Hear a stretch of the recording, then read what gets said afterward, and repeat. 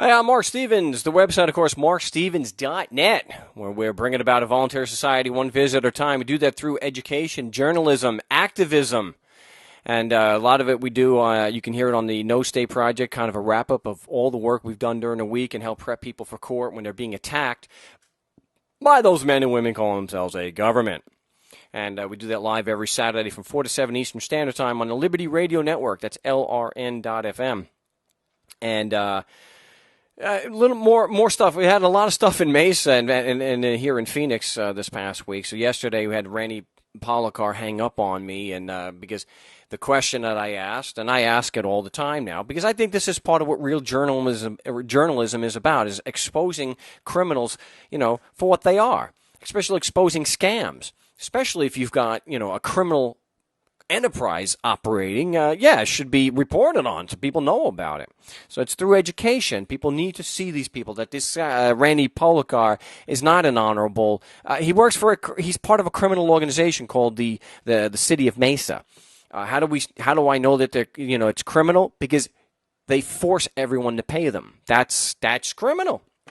So he didn't like when I asked the question, if I did business like the government types and I forced people to give me money, would you consider me a criminal? So, of course, he hangs up the phone because he's a little bit too, it's obvious. It's obvious. He cannot make a moral case for what he does. But the call of shame at the, it's in this video and also on marcstevens.net, part of the article. Charles Hoskins, he dealt with it a little bit better. He did hang up on me because these people who call themselves the government, which there is no such thing as a government, it's just people like Charles and Randy and Jan Brewer, they're just men and women.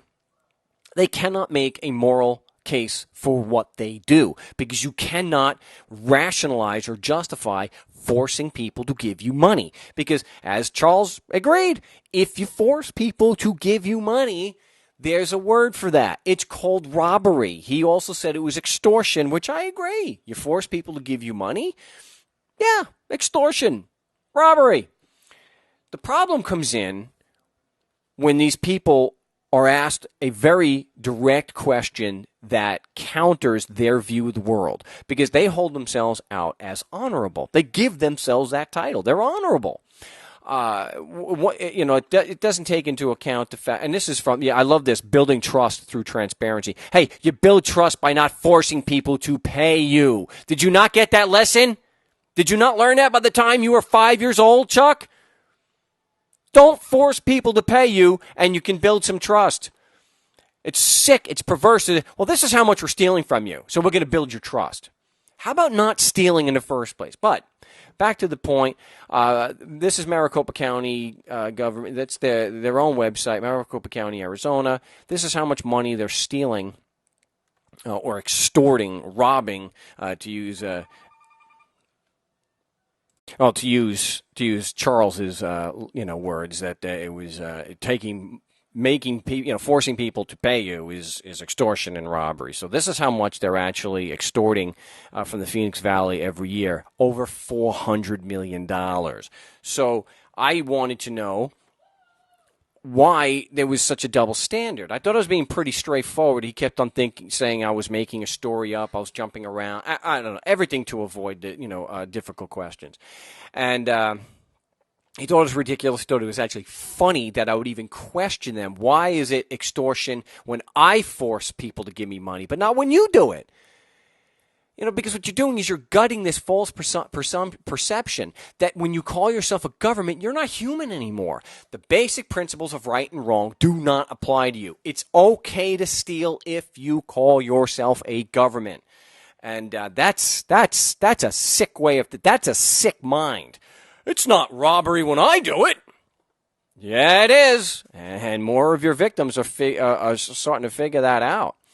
So, Old Haas did not want to answer the questions. He the best that he could do to show that it was not extortion or robbery when he did it was the same act, forcing people to your property.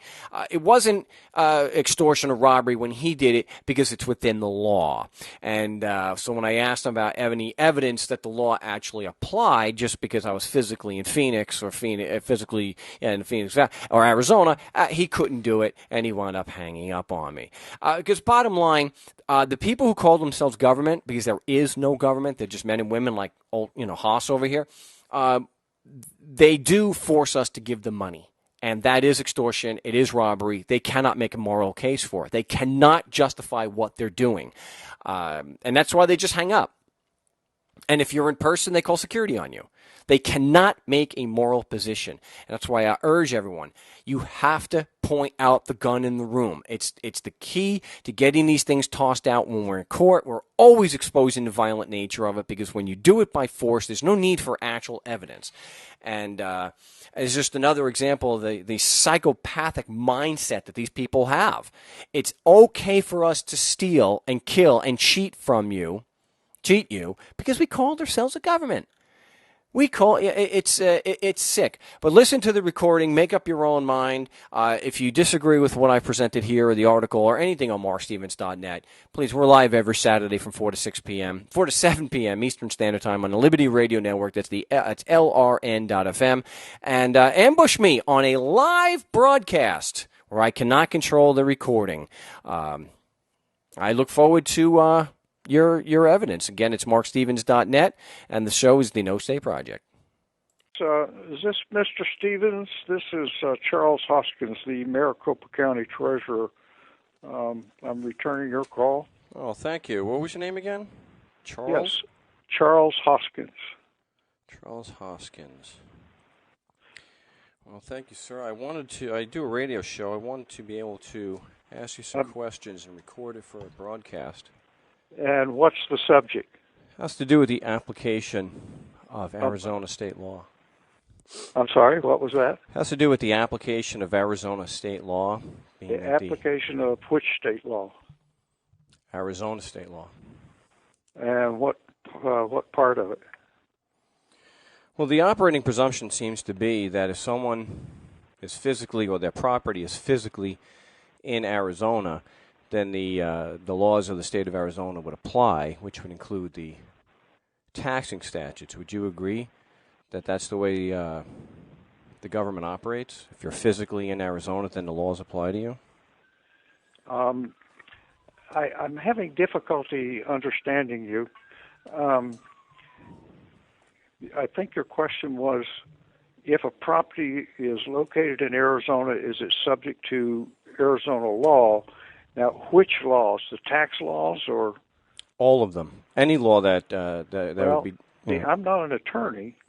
I administer the property tax laws as far as collecting the taxes, and the county assessor is the one that determines which property is taxable and how much of the value of that property is taxable.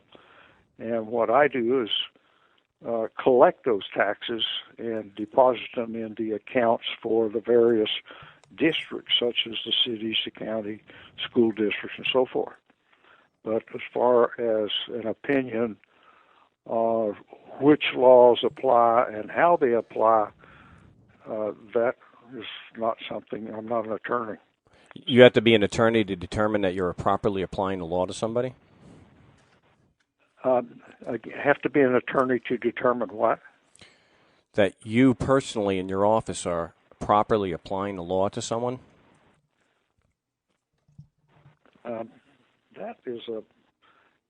There's no way you can answer that kind of a question. We don't make a determination as to how the law is applied, if that's your question. So you exercising no discretion, you just carry out the orders of the assessor? It's not orders from the assessor, it's the tax roll. Do you own a home? It's not really an issue here. Most of what you're asking is pretty much, I can't figure out where you're coming from on that. What? Well, where I'm coming from is that the basic operating presumption of governments, people like yourself, especially here in Arizona, believe that if I or someone is physically in Arizona, then the Constitution and laws of the state of Arizona apply. And my issue is if there's any actual proof that just because I or my property are physically in Arizona, that the Constitution and laws apply to me. I don't think I can answer that. Okay, well, maybe you can answer this. Another question. If I was to do things in the same manner as the government, and I forced people to give me money, would you consider me a criminal?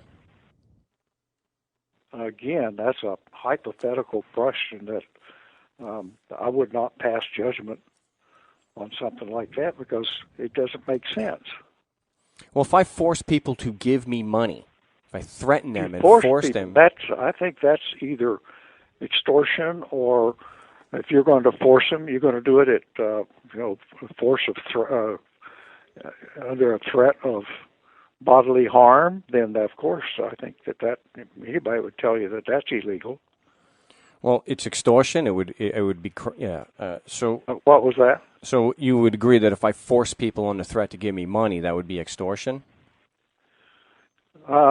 I would agree that it could be a crime for one individual to rob another individual, which seems to me that's what you're asking. Right. So taking money, forcing people to give you money is robbery. Well, again, you're going to have to maybe check with your legal people on that as to how you're going to force them. Courts do that all the time with rulings on child support, alimony. They force people that are not meeting their obligations to pay the court a certain amount each month that is then relayed to the party that is supposed to get it. So if that's the case, if you're looking at something like that, if the court is forcing them to do that, I don't think that would be a crime. Well, why is it a crime if I was to force somebody to give me money, but it's not a crime for you or somebody called the government to do it? Are you saying that government is forcing people to give it money, and that's a crime? What I'm saying is that government is just men and women like yourself. You are the government. And if it's, like you said, it's extortion and robbery, if I was to force somebody to give me money, why is it not extortion and robbery when you do it? That's a ridiculous question. Let me write that down. It's a ridiculous question. Why is that ridiculous? Well, it's funny. I'm trying to figure out what your storyline is. And I haven't quite gotten there yet. And it seems to me that what you're trying to get to is that government is taking money from property owners, and they shouldn't be doing that. Well, is that your storyline? I think what we've established on the call because I'm just asking you the questions, that if I took property by force or someone took property by force, you said that would be extortion, and you said it would also be robbery. No, I said if an individual forces somebody to give them money, that could be either extortion or robbery, I think, under the law. I'm not an attorney, as I say. But you're all over the place on what you're... I still haven't figured out what you're looking for. Well, I think I've already established it. I just want to know why there's a double standard. Why is the same action taken by me, by forcing someone to give me money, extortion and robbery, and it's not when you do it? This Are is you hilarious. Serious? You're the one. You guys have this standard that if you call yourself a government, then all of a sudden the basic principles of morality and ethics don't apply. That what's extortion and robbery for me is taxation for you because you call yourself the government. That I think is funny. I think that's hilarious. That I think it's so ridiculous. It's hilarious. Okay, well, how is it different than when you take property by force, when you take money by force and under threat? How is that not extortion and robbery? Because it's within the law. It's within the law. What's that? Well, and okay. when you force money take money by force, that is breaking the law. Well, that raises the original question, because the question I had before is in the way the way governments operate, people like yourself, is that if I am physically in Arizona, then the laws apply to me. So let me ask you, since you've made this statement, what evidence would you have to prove that just because I was physically in Arizona, that the constitutional laws of the state of Arizona would apply to me? Mr. Stevens, I think that you are trying to create a story based upon some assumption or conclusion that you've jumped to. You've making a point, or trying to make a point that is so far unrealistic that I don't really think that I want to be any part of it. I would just appreciate it if you would erase your tape. There's nothing that I would want to contribute to your process. So hopefully you can talk it over with an attorney or somebody and figure it out yourself. Well, what assumption have I made?